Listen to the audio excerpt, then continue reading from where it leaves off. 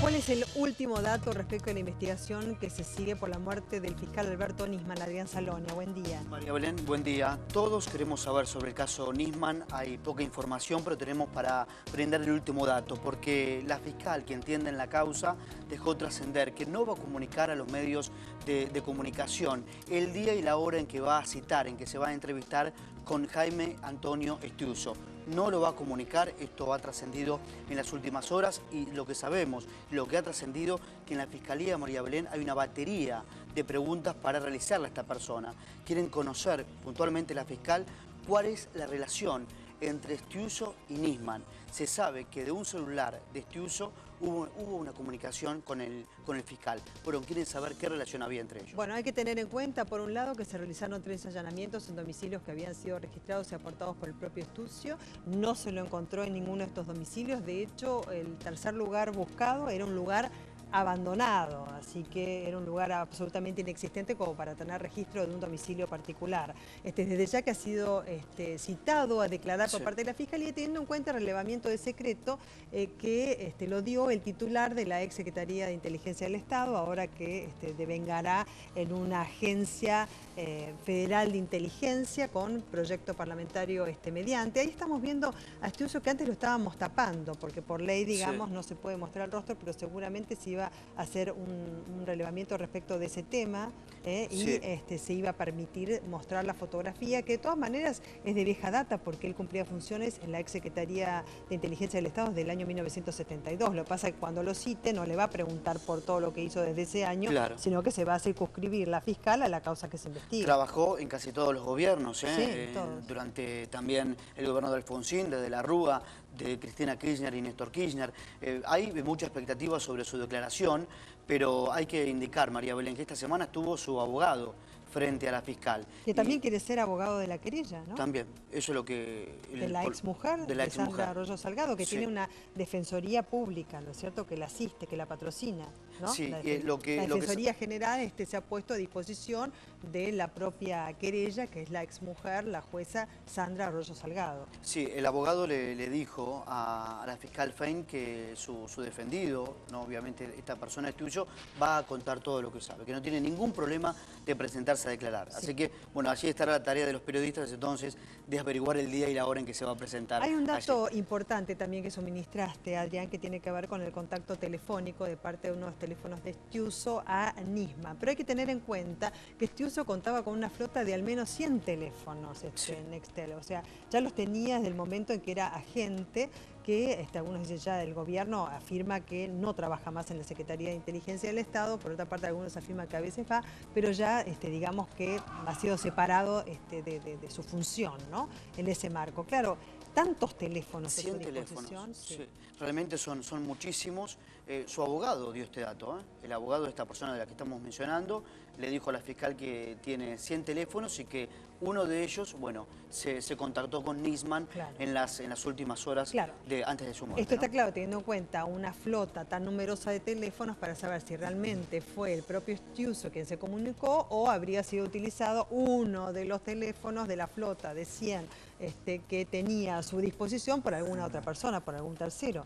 Ahora nosotros, sabés, María Belén, convocamos a especialistas, Sí, porque ya van 3 semanas de la muerte de Nisman. Y yo, a mi entender y consultando con especialistas, la fiscal tiene poco en sus manos, tiene pocas pruebas. Por eso seguramente vamos a entrevistar a un abogado penalista y también a un médico legista. Desde ya, Ernesto Duronto, que es el médico que está, digamos, para aportar todo lo que tenga que ver con las pericias también que se van a realizar, y el doctor Fernando Soto, bienvenido como siempre. Gracias, muy amable. Respecto de Estiuso, ¿no?, porque de su paradero no se sabe nada, ha sido citado a declarar, y con ese relevamiento también que se está haciendo, y el hecho de que ya no tenga ningún secreto, digamos, en el marco de su acción. ¿Qué puede aportar Estiuso? Mucho, ¿no? Muchísimo, porque claro, en el trabajo que desarrollaba el fiscal lo hacía en conjunto prácticamente y con una intervención muy directa de la CIDE a través de Estiuso, que era el que no solamente en este gobierno, sino en otros gobiernos también ha participado en investigaciones claves del gobierno. Claro, porque además se le había presentado a Nisman a cargo de la UFIAMIA como el hombre que más sabía y que podía aportar elementos respecto a la investigación de un atentado terrorista como este. Exacto, sí, desde el principio, inclusive con los anteriores fiscales que intervinieron en la causa AMIA. Y fueron los últimos que tuvieron contacto, y la última llamada que está registrada en el teléfono de Nisman es de Estiuso. Entonces él, a pesar de que dijo el abogado que va a declarar todo, yo creo que debe tener muchas cosas que no sé si va a decir, porque está en una situación que hasta ahora es testigo, pero que perfectamente puede pasar a imputado, pasar a ser acusado. Lo que pasa es que la jueza, como bien dice Adrián Salonia, tiene muy poco, la fiscal tiene muy poco. En realidad tiene un muerto que ni siquiera tiene determinado si es un suicidio o es un homicidio. Todo indica, María Belén, claramente que no es un suicidio, no parece serlo. Pero esto es una opinión, una fiscal necesita pruebas. Y todavía las pruebas ni siquiera están definidas como para decir esto fue un homicidio. Todas las pruebas, y teniendo en cuenta que es fin de semana y estamos adelantando también lo que va a pasar durante la semana, hay que tener en consideración desde ya el barrido electrónico que se está realizando con el auxilio de técnicos que dependen del Ministerio Público de Salta, o sea, la región NOA es la que está a cargo de esto, la intervención también de los peritos de parte para lo que tiene que ver con el seguimiento de todos los dispositivos electrónicos, celulares, videos, etcétera, y las pericias toxicológicas, histopatológicas, que tendrán sus resultados el día 18 de febrero, se estima. Así que vamos a compartir con ustedes un informe de lo que se sabe de la causa hasta el momento.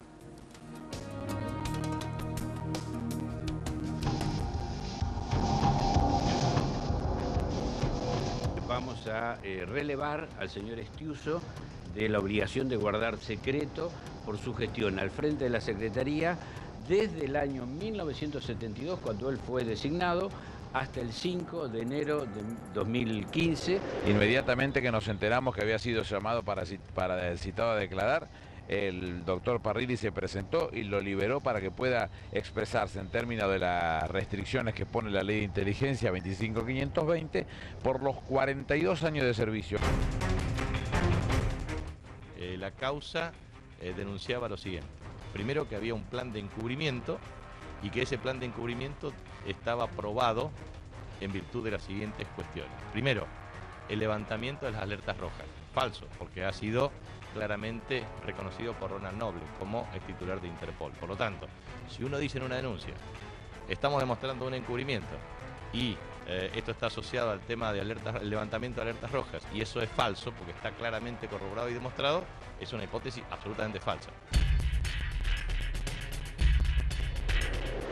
Declaración respecto de las transcripciones de los chats telefónicos que yo mantuve con el fiscal Nisman y también le conté algunos detalles de la reunión que mantuvimos junto con la diputada Patricia Bullrich, unos 15 minutos que yo estuve a solas con el fiscal. La fiscal no me hizo ningún comentario, yo simple y sencillamente presenté la información y los datos objetivos que yo tengo y lo que se dijo en esa reunión, sobre todo los 15 minutos que yo estuve a solas con el fiscal Nisman, donde él me comentó que en el mes de diciembre la Procuradora General de la Nación lo había llamado porque había llegado una actuación donde se alertaba que el nivel de amenaza sobre el fiscal estaba subiendo y si él quería más custodia.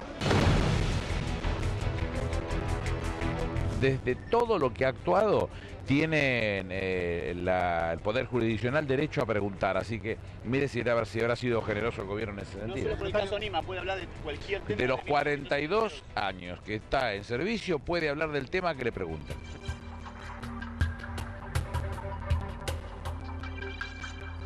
Bueno, y en cuanto a la causa que está enmarcada en muerte dudosa, ¿cuáles son los elementos que necesita la fiscal? Usted como médico legista, ¿no es cierto?, que imperiosamente son necesarios para continuar con la investigación. En primer lugar, muchas gracias por la invitación. Por favor, al contrario, muy amable. A su pregunta tengo que manifestarle lo siguiente. La fiscal en este momento está como el profesor Duronto, un poco en el aire. Y en el aire digo, ¿por qué? Porque tiene verdaderamente un muerto, que es, desgraciadamente, el fiscal de la Nación, Nisman.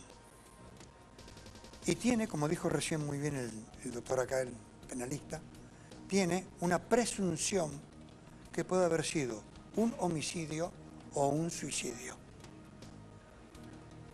Para poderse expedir ella pragmáticamente y positivamente sobre una u otra posibilidad, necesita de una serie de elementos que aún no cuenta. ¿Cómo cuáles, doctor? Por ejemplo, usted lo dijo muy bien hace un ratito. Sí. El examen toxicológico, el examen histopatológico, las pericias balísticas, ahora después le voy a explicar qué es la balística, las pericias balísticas, el lugar del hecho y fundamentalmente la autopsia realizada y firmada por el médico abductor, por el perito abductor o autopsista, junto con el ayudante, firman los dos, que ya debería estar hace rato y que debe tener... Claro, eso, doctor, lo que llama la atención. Un hecho de estas características, ¿por qué están tardando tanto los resultados? ¿Qué es lo que está pasando? No puedo, escapa a mi criterio. Claro. No debería, en un caso tan importante, lo máximo podría ser una semana para estudios, 10 días, pero no tanto más. Porque la autopsia, cuando el abductor termina el acto de la autopsia, automáticamente la firma y hace su informe. Y firma también el secretario o el ayudante. Entonces eso está hecho en el momento. Y eso con seguridad lo debe tener la fiscal en su poder. ¿Y qué le dice eso a la fiscal? Que tiene un muerto, cómo murió, por qué elemento murió, presumiblemente, y ella debe ratificar o rectificar con todos estos estudios que María Belén me preguntaba, para decir sí, murió por suicidio, sí, murió por un asesinato. Claro, o sea que ahora le faltan elementos, algunos están en consideración, digamos, en cuanto a las pericias, como decíamos antes, el barrido electrónico para considerar la deflagración que hubo, ¿no es cierto? La pólvora, que de hecho se hizo ese estudio, pero ahora se remitió a la región no, y por eso digo que los técnicos dependen del Ministerio Público de Salta, hay que esperar esos resultados. Los histopatológicos, los toxicológicos recién pueden estar para el 18 de febrero. Con lo que tiene ahora entonces, doctor... Con lo que tiene ahora estamos como nosotros, a lo mejor posiblemente ella con más información, más adelantada que nosotros, desde ya. Pero le falta estos elementos para que ella pueda expedirse, porque por más fiscal que sea, si no tiene los elementos para decir sí por esto, no puede ella tampoco vertir una opinión que después no puede fundamentar. Ahora, y con eso se sale, perdón, Adrián, ¿no? De la carátula de muerte dudosa una vez que estén todos estos estudios. Claro, porque el tema está, respecto a la autopsia, la debe tener la fiscal. Lo que falta son los estudios que demoran más, que es verdad que una causa sí por ahí podrían estar antes, pero no sabemos, por ahí ya están y no están dados a difusión. No, dice que a partir del lunes ya va a haber unos, el 18 de febrero los toxicológicos, comunicado dice el 18 de febrero. Ok, pero la autopsia sí la debe tener. No puede ser que no la tenga. Claro. El tema está en que para poder decir esto es un delito, tenés que tener una prueba que mínimamente te indique que hay una persona que fue muerta por otro. El suicidio es la muerte por uno mismo. Entonces, si no es tan claro eso, es muerte dudosa, que en realidad es una manera de decir no se sabe cómo murió. Se murió, muerte dudosa, la muerte está clara. No se sabe en qué circunstancias, o sea, si es delito o no. Parece una verdad de perogrullo, pero Belén, si no sabes que hay un delito, no tenés a nadie que acusar. Claro, claro. Y aún así, aunque pasen al otro punto, hay causas que quedan en muerte dudosa toda la vida. Claro, porque es carátula muy amplia. Claro, que quedan así sin definir años. Qué pasó, claro. No sabemos cómo murió, no sabemos si lo mataron o se murió. Eso sería una muerte dudosa. Ahora, ¿Fue un accidente o la mataron? Doctor, se ha trascendido que en el baño del fiscal Nisman había un charco de sangre.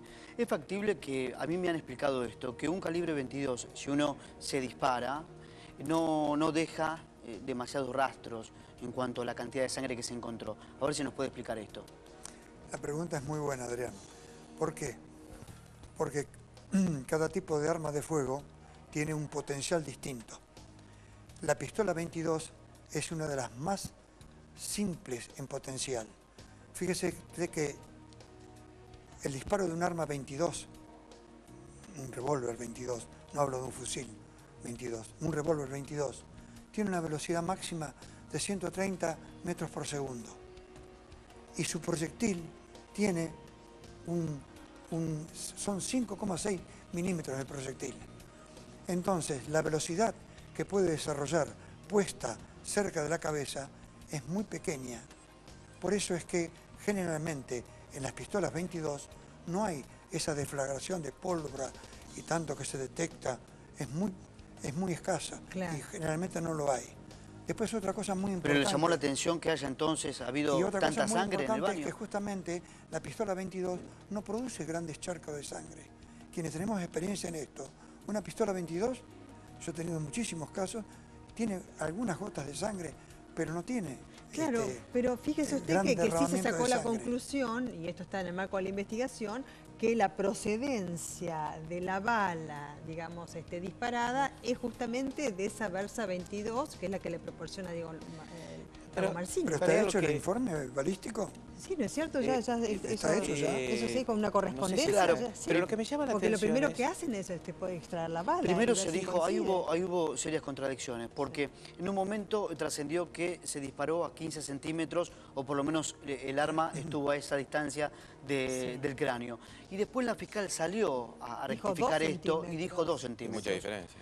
Y así en varios puntos de la investigación pasó que ella se tuvo que ratificar por las versiones que hubo. Digamos, la última información procedente de la Fiscalía es, dijo a 2 centímetros, digamos, o sea, muy cerca. Ahora, ¿habría manchitas de sangre, unas gotitas? Ahora, sí, María Belén, doctor. Respecto a esto, fíjese usted, la balística es una ciencia que estudia el comportamiento del proyectil dentro del arma y dentro y fuera del arma de fuego. ¿Por qué dentro y fuera? Porque dentro se llama balística interna. ¿Y por qué fuera? Porque después del cañón es la balística externa. Vamos a hablar de la balística interna. El estudio de la balística esa tiene que estar hecho por expertos de Gendarmería, de Policía Federal, de Prefectura, de donde usted quiera. Entonces, esa balística tiene que mostrar la jueza quién la firmó y todo eso y cómo está hecha, para saber la pistola que fue disparada es la que está ahí, el cartucho, la cápsula, ¿corresponde a esa pistola? ¿El proyectil corresponde a ese? O sea, todo eso lo da la balística interna, que es la que está desde la boca de fuego, a la boca de carga, a la boca de fuego, dentro del arma de fuego. Eso no lo sabemos todavía. Es interesante No también lo que tenemos nada de dice, esto. porque inclusive hubo técnicos que tuvieron participación en esto, que están de licencia, que ahora fueron citados también cuando termine su licencia por parte de la propia fiscal, ¿no? Te quería comentar, estaba pensando para preguntarle a Duronto, que si había aparentemente, como se dice, un charco de sangre, y él murió en el acto, el corazón deja de latir. Entonces, ¿cómo puede haber un charco de sangre si debería haber un hilo de sangre? Muy buena la pregunta del doctor penalista. Normalmente cuando nos morimos dejamos el corazón, que es una bomba aspirante impelente, deja de proyectar sangre y deja de haber circulación. Entonces, ¿cómo puede haber seguido un charco de sangre? Tuvo que haber tenido una agonía. Y es importante saber si el fiscal Nisman era derecho o era zurdo. También es otra cosa importante. Yo no he sentido hablar a nadie, hasta ahora, que yo se lo dije hoy a Adrián, de que si es zurdo o derecho el fiscal Nisman. Yo lo he visto, lo hablábamos con el doctor penalista, como acá, con que lo vimos tomar agua con la mano izquierda. Puede ser que sea Eso no diestro, pero puede ser que sea diestro. Pero nadie dijo si era derecho o izquierdo. Pero si es zurdo, también sería una cosa de duda que se mata con la mano derecha.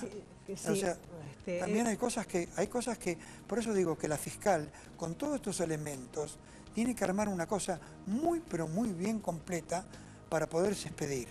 Y a mí lo que me interesa de este caso, y lo digo como persona, no como profesional, no como profesor de medicina, lo digo como argentino, es que exista una persona en este momento, perito de parte, como el profesor Raffo. Sí, es una tranquilidad. Raffo es, sí, claro, que Raffo es amigo mío, la querella por y aparte Sandra es mi Arroyo profesor. Sí, es una eminencia, Exacto. eso no cabe la menor duda. El estar el profesor Raffo en esto, él tiene un libro que se llama Muerte Violenta, donde si ustedes lo leen, bueno, entonces él va a poder, como perito de parte ahora más que nada, detallar en cada una de estas cosas mucho mejor y más ampliado que yo todas estas inquietudes... Pero ¿cómo que trabaja? tenemos Quiero agregar, no sé, para la gente, ya se los había explicado en un momento de la información, que el doctor Osvaldo Raffo, que es una eminencia, por supuesto, en este tema, ha sido puesto como perito de parte por la exmujer, que es la jueza Sandra Arroyo Salgado, Sí, porque ellos sí. tienen participación en la supervisión y una participación Correcto. activa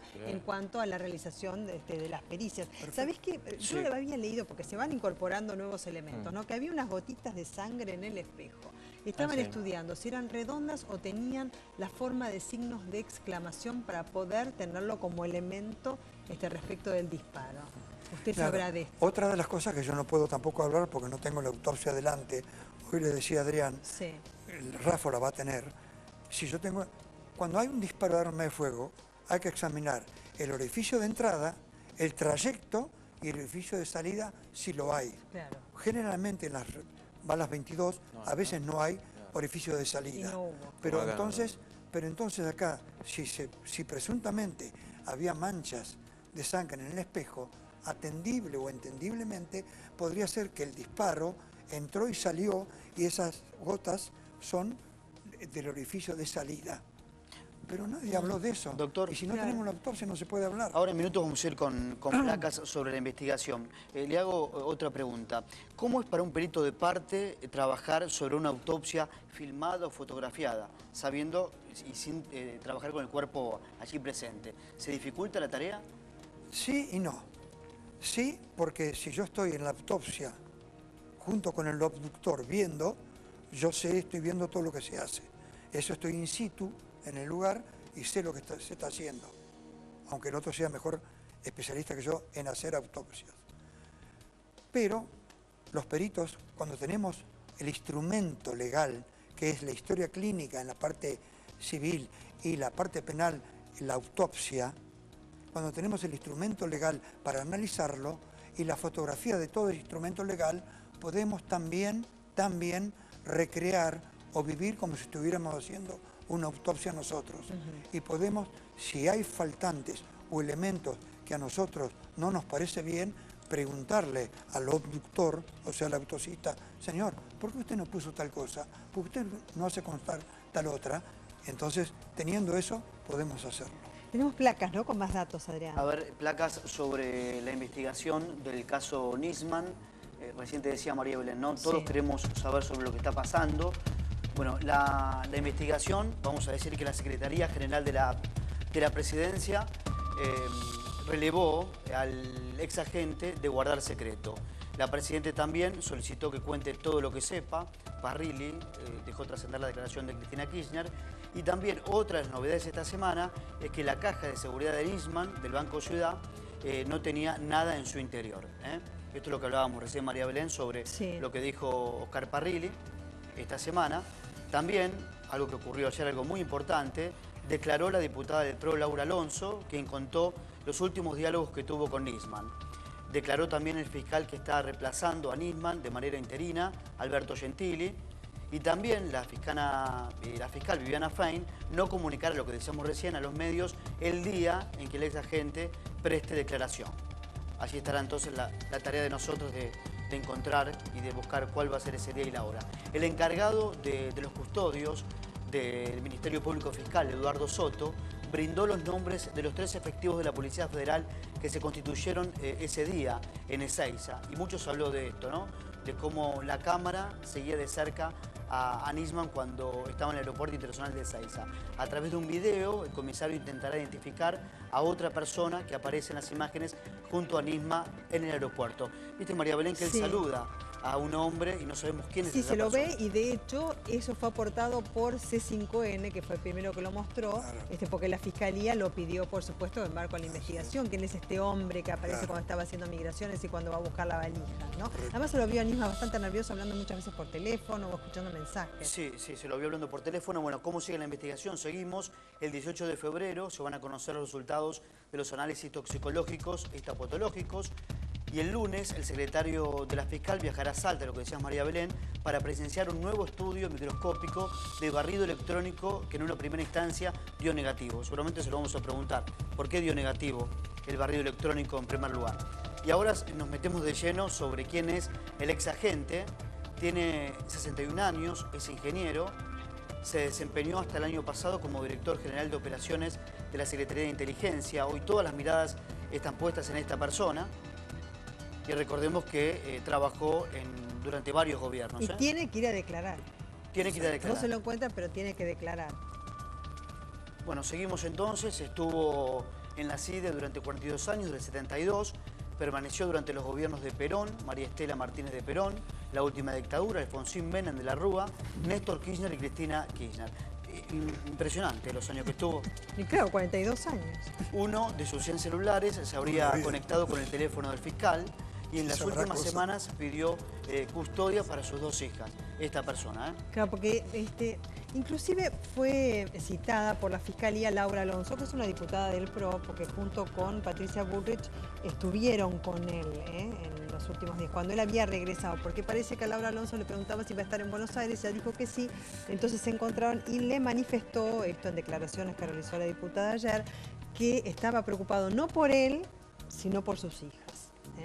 Sí, él pidió claro. seguridad, pidió resguardo. Exactamente. A ver, yo tengo un vaso de agua acá, ¿no es cierto? Está sobre mi lado izquierdo. Yo puedo perfectamente agarrar el vaso de agua con la mano izquierda y tomar sin ningún problema. Yo soy diestra.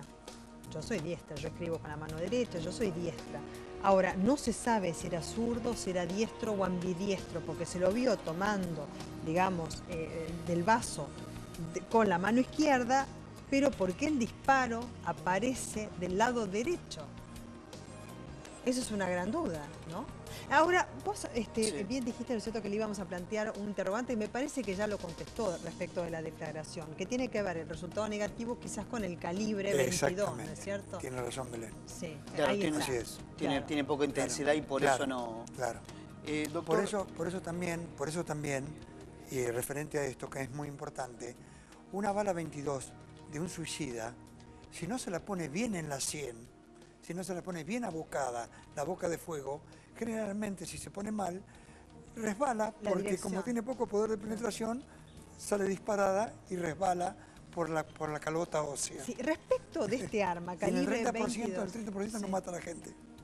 No mata al suicida. ¿Qué porcentaje? El 30% no se muere justamente por la bala. Los suicidas, los sicarios, claro. Al revés, los sicarios, los homicidas profesionales prefieren esta arma por la facilidad y por lo letal que él disparándola profesionalmente. Ahora estamos hablando del arma, entonces quiero hablar del hombre que le dio el arma a Nisman, que fue el último que lo vio con vida hasta lo que sabemos, Diego Lagomarsino, que tenía un contrato por el cual estaba trabajando con asesoramiento de servicio informático, cobraba 41.000 pesos, que dicen que es inédito, nadie cobra esa suma, trabajando para la Fiscalía, en este caso la UFI, que inclusive él mismo también dijo que lo veía a Nisman a horarios que no eran habituales, que por ahí iba a su casa de Puerto Madero, ahí a Le Parc, donde estamos viendo ahora un feriado a las 2 de la mañana, pero lo cierto es que hay muchos, sobre todo legisladores o miembros del Poder Legislativo, que lo que están pidiendo es una imputación porque él hasta pide permiso para salir de vacaciones e irse del país. Este hombre le prestó el arma. ¿Qué imputación le puede caber? Cuando no se da tampoco,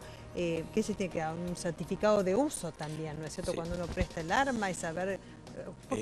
Primero tiene que tener legítimamente el arma, que parece que la tenía. Sí, eso sí. Hay una diferencia entre portar el arma y la tenencia. Generalmente la habilitación es para que vos las tengas en el lugar que te permiten, en tu domicilio desarmada, y llevarla a la práctica de tiro. Muy pocas personas tienen la portación. Por supuesto, los agentes de policía, etcétera. Un civil es muy raro que lo tenga. Sí, ya no podía poder llevarla consigo. En el bolsillo armada. Quiero agregar también que el RENAR, a través de nuevas disposiciones, y bienvenidas sean, han hecho revalidar todos aquellos registros, tanto de tenencia y portación, o tenencia y o portación, ¿no? Porque está un poco desprolijo. Exactamente. Sí. En este caso, o sea que ya portar el arma, llevarla, no lo tenía autorizado, y ni mucho menos facilitársela a otra persona. Eso es un delito. Porque él lo reconoció y porque el arma que utilizó era el arma de Lagomarsino. ¿Es un delito facilitar un arma a una persona que también tiene armas, como en el caso de Nisman, que supuestamente sabe manejarlas? Porque solamente puedes usar las que estás autorizada para usar. O sea, ¿se puede prestar con un certificado de uso de ese arma? No se puede prestar. Solamente el RENAR puede autorizar quién puede usar esa arma que está registrada y tiene un número como un número de documento. Que ¿Sabes por qué te hago las preguntas? Poniéndome del lado del abogado defensor de Lagomarsino. Claro. No, eso es, estamos Es lo que está hablando diciendo. de que es una irregularidad y un ilícito, porque un arma solamente la puede tener en las condiciones que el Estado te autoriza desarmada. Desarmada quiere decir que no puedas disparar el cargador por un lado y el arma desarmada por otro lado. Eso para empezar, y nunca podría haberla tenido portado. Ahora, frente a lo que Nunca- está diciendo usted, ¿cómo puede ser, por una pregunta que se realizó y que se hizo, cómo no se encontró ADN de Lagomarsino y sí de Nisman en el arma calibre 22? Si él se la entrega y él le enseña las cuestiones de seguridad de esta arma de la que estamos hablando, ¿no encontraron ADN de Lagomarsino en este arma? ¿Cómo se explica esto, doctor? Desde el punto de vista médico-legal, no sé lo que opinará el abogado penalista, desde el punto de vista médico-legal, pueden haber pasado dos cosas. O que se limpió el arma, antes de entregársela muy higiénicamente, se limpió totalmente el arma y la agarró el fiscal Nisman, o estuvo preparado de otra forma. Porque si yo le doy el arma al doctor, que es mi arma, y se la cedo, las huellas mías van a estar, y después van a estar las del doctor. Van a estar las únicas dos huellas, la mía como titular del arma y él que la recibe. En el Es elemental marco eso. de la irregularidad, ¿no es cierto?, de prestar un arma, Sí. ¿cuál es el alcance que tiene esta irregularidad? Es un delito menor, es carcelable. Sí. Lo que pasa es que hay dos circunstancias, una objetiva y una subjetiva. La objetiva que era el arma de Lagomarsino, la que encontraron al lado del cuerpo disparada. La subjetiva es que Lagomarsino dice, él me la pidió por seguridad y yo se la di, pero es lo que él dice. No hay una prueba que acredite que eso es cierto. Vos lo que tenés es una persona muerta con un arma al lado, que es la que produjo la muerte. Y otra persona dice, no, yo se la di porque me la pidió. Ya está frente a una sospecha. Es alguien que para mí está en la frontera entre imputado y testigo. Y si me das a decir, ¿qué debería ser? Debería ser imputado. Estaba pensando en Lagomarsino y también casi en Estiuso. Pero Lagomarsino es imputado también de la muerte. Y hay que agregarle otra cosa, doctor, que usted maneja muy bien, el 1113, porque también en lo civil, que después puede ir a lo penal, el manejo de la cosa, la cosa del instrumento, claro, el arma, lo que está diciendo, el manejo de la cosa, con la cosa, con el arma. Es verdad. Es la responsabilidad civil Claro, de le verdad o algo presta que un claro, arma que es una cosa como para con la que sí, porque esa cosa podría haber sido un arma blanca, está bien. En este caso la cosa a la que Porque usted se esa refiere cosa mata a legalmente otro. es un arma que es utilizada, digamos, de alguna manera para derivar en que sea una víctima fatal. Pero la verdad que si vos tenés una persona que murió sin ADN, hay dos posibilidades que se me presentan. Como dijo, primero, que no haya ADN de otra persona es casi imposible, si Llama no la es que haya atención. sido limpiada. Porque si el ADN, hay distintos tipos de ADN, ¿no? Pero lo explica muy bien, pero básicamente es esto.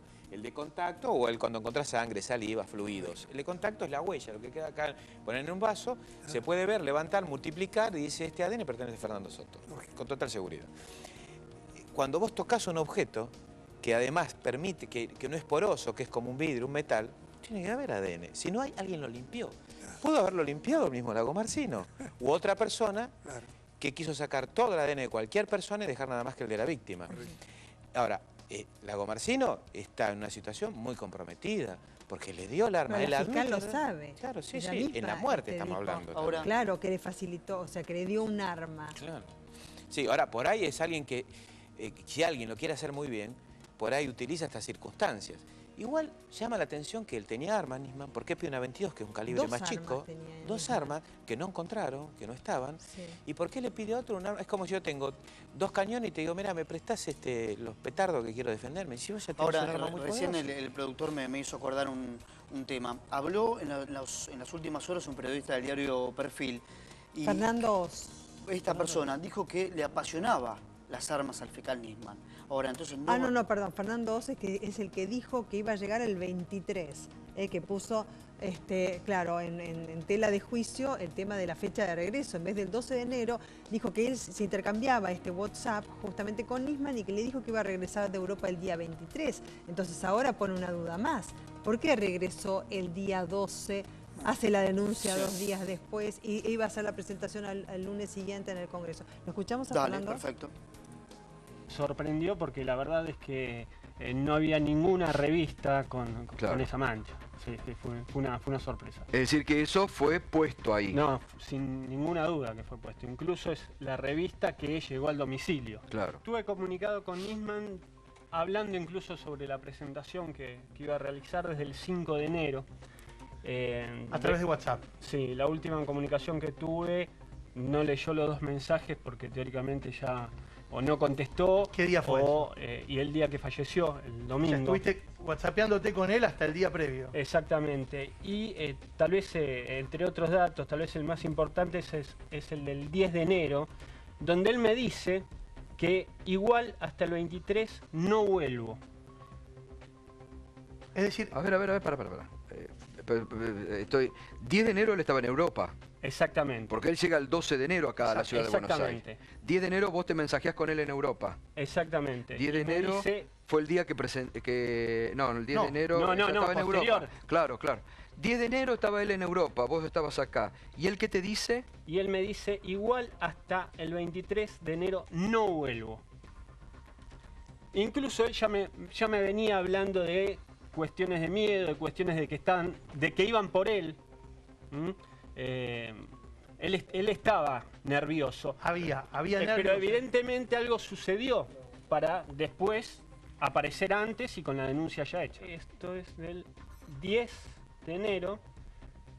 Me dice claramente, es posible, me dice, porque vos le habías preguntado, ¿qué le habías preguntado vos? Su preocupación era que tenía miedo que lo saquen de la fiscalía. Yo le di mi parecer, incluso él me pregunta, ¿qué hago?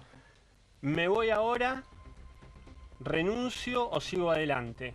Seguimos hablando, él me dice, es posible, a la hipótesis que yo le había plantado, y me dice, igual hasta el 23 de enero no vuelvo. Cuando volvió antes, le dije, ¿qué pasó? Y me dijo, después te explico, me vas a entender y perdóname. Incluso estaba pensando en renunciar, según lo que él me manifiesta. Por eso creo que presentó la denuncia antes de... Alguien le dijo, te van a sacar. Él estaba convencido de que lo iban a sacar. ¿Y el último intercambio con él cuándo fue? Y el último intercambio fue unos días antes, ¿no? El 14. El 14, el día de la denuncia. El día de la presentación de la denuncia. Se habla mucho sobre el vínculo que tenía Nisman con cierto sector de la Secretaría de Inteligencia. ¿Qué hay de cierto de esto? Sí, tenía un vínculo permanente. Bueno, trabajaba con un vínculo permanente. Poderoso de ahí. Sí, no solamente con Estiuso, sino con el entorno de Estiuso que trabajaba en la causa, ¿no? Pero era de una cuestión de, por cada cosa que iba a hacer, he sido presente en una situación de consultarla con Estiuso. Viste que Patricia Bullrich reveló que Nisman le había dicho a ella que se había sentido traicionado por un agente de inteligencia argentino. Yo creo que le soltaron la mano.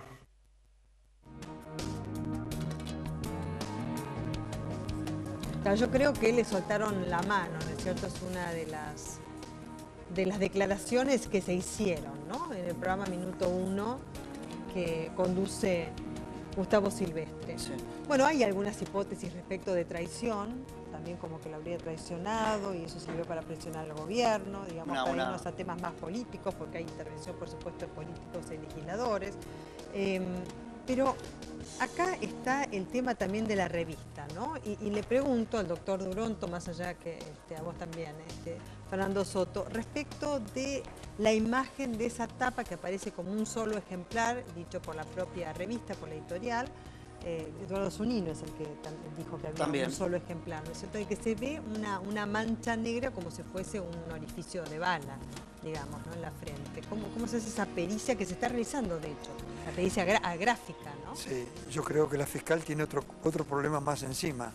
Averiguar por qué en una sola revista de una tirada de miles de ejemplares aparece ese ejemplar justamente que le llevan al fiscal con una mancha ahí. Es una cosa que va a tener que investigar ella también. Claro. Y va a tener que investigar con gente idónea que pueda poder explicar una cosa casi inexplicable. Ahora, doctor, por su experiencia, por los casos que seguramente ha trabajado y muchos a lo largo de su carrera, ¿le llama la atención que todo haya sucedido en el baño de esta casa? Si fue un suicidio. Ese es el levé du corps, el lugar del hecho, que aparentemente fue ahí, por lo que detectaron quienes llegaron ahí y vieron, no sé, eso habría que ver. Eso es atendible, atendible todo eso. Porque puede ser que el lugar del hecho fue en el baño. Sí. Puede ser que fue en el baño. Ahora, lo que decía Belén hoy, que había unas manchas en el espejo. Si había unas manchas en el espejo y está probado que el disparo produjo un orificio de entrada, un trayecto y un orificio de salida, atendiblemente esas manchas que están en el espejo deben ser del orificio de salida. No tiene claro, pero no tiene orificio de salida. Entonces esas manchas... Claro, lo sumamos a Luis Olavarría, que es perito balístico. Muchísimas gracias por estar acá con nosotros. Por favor. No Interpreto que eso se llama un backspatter. O sea, es una retrosalpicadura si eso lo fuera. Sí. O sea, es cuando los gases pegan contra el borde de la piel, intenta rasgarla, llegar al hueso y, digamos, parte de tejido, y entre ellos la sangre, puede ser expulsada o hacia la mano, hacia la pistola o hacia lo que esté cerca. Usted Olavarría habló del proyectil y si el proyectil tiene humedad y es un arma el vieja, cartucho, sí, puede ser. La intensidad es menor en cuanto a la pólvora. Es ¿Cómo una alternativa. Claro, es como que le sacamos potencia, porque digamos, tiene la pólvora mojada, por así decirlo. No importa el porcentaje, pero yo digo, experiencias realizadas, con un 40% de menos de pólvora, digamos que el resto está mojado, el proyectil no sale. Ahora, estábamos hablando, bueno, por un lado, que el doctor Duronto daba cuenta de un 30%, digamos, de fallas en cuanto a los disparos desde un arma calibre 22 que pueden ir en otra dirección y no ocasionar la muerte, ¿no es cierto? Porque se tiene que apoyar muy bien en la sien como para poder provocarla. Es así, de ser así, digamos, cómo se direcciona esa bala para producir la muerte en una persona. Yo le explicaba, antes que yo le explicaba a María Belén, y usted lo va a ratificar o rectificar, que si no se aboca bien el arma 32 a la 100, 22, perdón, el arma 22 a la 100, muchas veces, y yo lo he visto en muchísimos casos, tengo 35 años de esto, que la bala en el 30% sale por la calota, se pierde y el suicida no se mata, no se suicida. ¿Le ha pasado a usted? Mire, yo un gran amigo de La Rioja, el doctor Marcelo Cáceres, me presentó un caso muy particular con 9 disparos. O sea, un suicidio con 9 disparos. ¿Cómo un suicidio con 9 disparos? Es como que no funciona eso. Sí. Era como... En la interpretación era un cabeza dura esto, así, ¿eh? La colata era muy ancha, los tiros así puestos, y como que no entraban, y quedaba Sí,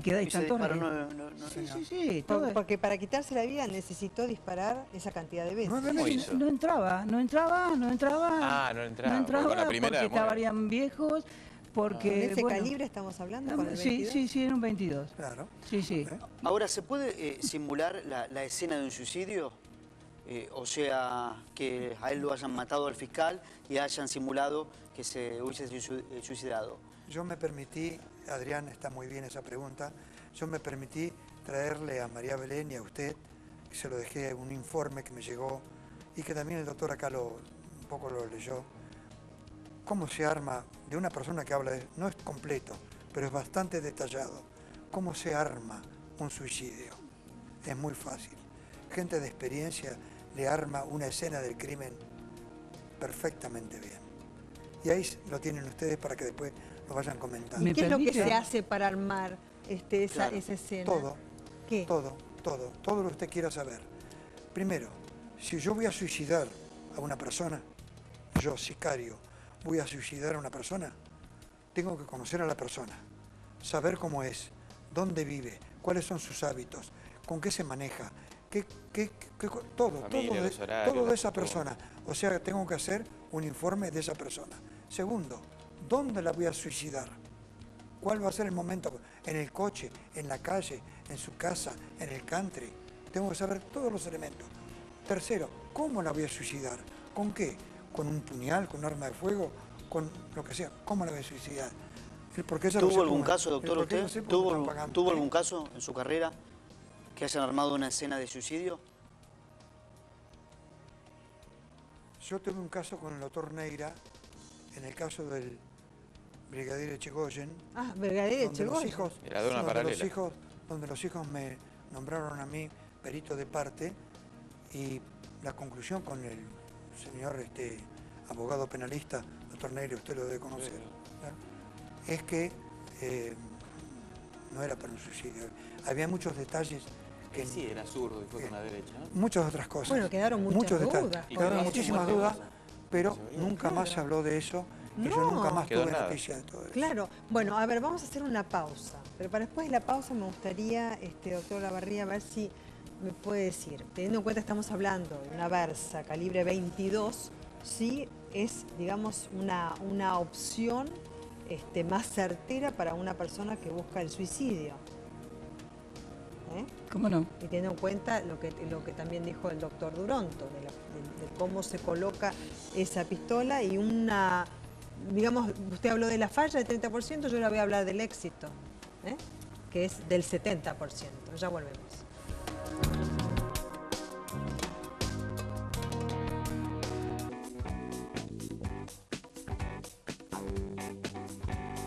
Nisman tenía 2 armas en su poder, pero supuestamente le pide el arma que es la Versa calibre 22 que le trae Diego Lagomarsino, según declaraciones de esta, que es la única que tenemos. Ahora, alguien que se quiere suicidar, ¿elige un calibre 22? ¿Eso da más efectividad para una persona que quiere quitarse la vida? ¿Tenía armas más poderosas que un calibre 22? Creo que es en algún punto, no digo irrelevante, pero con un 22, con una 9, se llega a un buen resultado, digamos. A pesar de las estadísticas, hablan de muchas muertes con 22, porque es un calibre que es fácil de conseguir, no es una 9 milímetros que hay, es como decir, una cosa es un arma de uso civil, otra cosa arma de guerra, o sea, hay otras condiciones, pero... Y a una persona que le apasionaba las armas como a Nisman, no saber manejar un calibre 22, ¿eso también le llama la atención? Sí, puede ser, sí puede. Sí, pero el calibre 22 es un arma sencilla, ¿eh? Es mucho más fácil que... Es muy sencilla, el calibre 22 es muy sencilla. Imagínate un fiscal que tiene armas. Primero, ¿para qué le vas a pedir, sabiendo y conoce de armas, que tienes un arma muy poderosa, le vas a pedir una menos poderosa, nada más y nada menos que para suicidarte? Encima a alguien que va a quedar comprometido con el suicidio al pedirle el arma para matarse. Él es fiscal. Si decide matarse, que tiene que estar en la crisis más fuerte de su vida, tan agobiado y con una pérdida de equilibrio psicológico y espiritual, que así se mata una persona. No diciendo, a ver, ¿qué hago? Voy a pasear, voy yo, pero no me mato. No, tiene que estar destruido anímica y espiritualmente. En esas condiciones, le pide un arma cuando él ya tiene. Le pide un arma menos poderosa que la que tiene. A un gran amigo. Le pide un arma a un amigo que va a quedar comprometido. Y además lo pide en el momento donde al otro día estaba trabajando hasta la tarde, le manda una foto. ¿No le crees a Lagomarsino? ¿No le cree usted a Lagomarsino? Dos cosas, no le creo todo a Lagomarsino y no creo que haya querido suicidarse y menos con esa arma, de ninguna manera. Y tampoco me parece, por lo menos el que lo hizo para que parezca un suicidio y comprometerlo a Lagomarsino, lo hizo muy bien. Si no, va a tener que dar muchas explicaciones a Lagomarsino, por supuesto. ¿Qué dice, doctor Olavarría, la dirección de la bala, la posición del arma? Ahora se discute si era zurdo o diestro, se lo vio tomando, por ejemplo, agarrando un vaso de agua con la mano izquierda, pero digamos, aparece el orificio en el lado derecho de la cabeza. Sí, esos datos, o sea, no tengo el expediente como para decir ni sé dónde está ubicado el orificio, todo por trascendido. La trayectoria balística intracraniana es súper importante. No es lo mismo de abajo hacia arriba que de arriba hacia abajo, de adelante a atrás que de atrás hacia adelante. O sea, son variables que hacen en algún punto el comienzo del diagnóstico diferencial, homicidio-suicidio. Parece que era de arriba hacia abajo, sí, en la zona de acá de la nuca. Muy cerca de la oreja. Sí. Es difícil. Sí, todo es factible, todo es difícil, no es frecuente, digamos. No es frecuente. Yo comentaba los otros días un suicidio con un disparo totalmente en la nuca, que fue un caso Perel, muy conocido. Disparó en la nuca y era un suicidio. O sea, cuidado, que puede ser un suicidio enmascarado como homicidio o al revés, un homicidio enmascarado como suicidio, como como quieran jugar. Sí, habíamos hablado también con el doctor Duronto respecto de la deflagración, ¿no es cierto? Y la escasa posibilidad o probabilidad, digamos, de encontrar pólvora en la mano de Nisman a propósito justamente de un calibre de esta naturaleza. ¿Hay coincidencia respecto con usted en cuanto a perito balístico en esto? Y por otra parte, ¿pudo haber otra posición de la mano que dejase, digamos, afuera que hubiese pólvora? Si hay multiplicidad de variables, negativo, sí. no es una sola, multiplicidad de variables. Por ejemplo, el cartucho viejo, envejecido, donde la concentración tanto de pólvora como el fulminante están en un porcentaje menor, así que volumétricamente la cantidad de gases es menor, es como que no tiene tanto efecto, logra su efecto de pasar el hueso. Dejamos unos pocos segundos para una conclusión de cada uno. Doctor Duranto. Yo como conclusión le diría casi lo mismo que la fiscal. Estoy todavía esperando una serie de elementos para poder hablar con propiedad y con criterio científico sobre el problema. Doctor Soto. Es muy difícil siquiera poder pasar de determinar la causa de muerte. Para la fiscal está en un gran problema, porque necesita pruebas. Yo puedo conjeturar y opinar, para mí no fue un suicidio, pero si me pones a mí como fiscal, yo tengo que firmar que con tal prueba firmo tal cosa. Claro. Y para la fiscal ya va a ser muy difícil salir de la definición de muerte dudosa. Y luego imputar a alguien, lo veo hoy por hoy muy difícil, así como están las condiciones. Luis Olavarría. Prudencia. Tenemos que tener súper prudentes porque si no, no se puede emitir un dictamen o una evaluación, ni siquiera una inferencia para llegar a una conclusión. Así que tenemos que esperar los nuevos resultados, volver a interpretar, porque hay un montón de variables que se combinan matemáticamente. Adrián, ¿cómo sigue esto? Sí, nosotros como periodistas tratar de buscar y transmitir la verdad. Muchísimas gracias, Adrián. Muchísimas gracias a ustedes. Gracias, un placer escucharlos. gracias. Vamos a seguir avanzando, los vamos a invitar en una próxima ocasión. Muy amables.